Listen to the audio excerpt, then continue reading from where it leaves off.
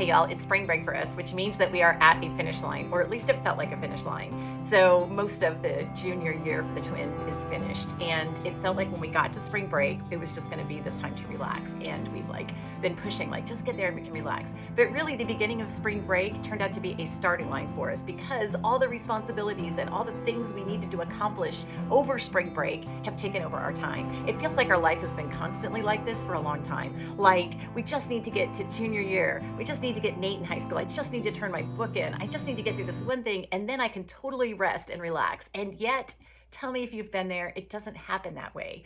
Just when we get to the finish line, it's really a starting line of the next thing to do. This is not just a problem of our family or not even a problem of culture. This is a problem of the human heart. We keep on putting things on the calendar because we think that they're going to give us some kind of relief, some kind of rest that we deeply, deeply long for.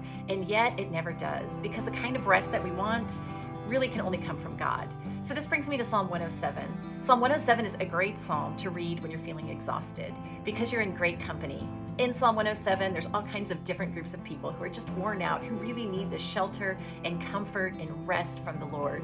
There's a section from prisoners and how they feel like they just need the relief of the Lord, the comfort that He can provide. There's another section for sailors who have been fighting constant storms at sea and how only God can provide the kind of refuge and peace that they need. For those who are sick and for those who feel like they've been weeping and are just so exhausted that life is just kind of beat down, who need to remember their identity means that because they belong to God, they can rest because it's not up to them.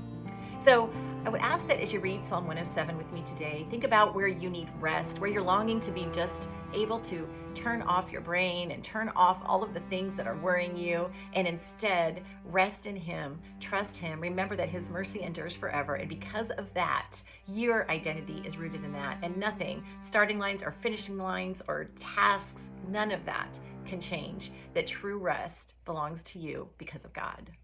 Then they cried out to the Lord in their trouble, and He delivered them from their distress.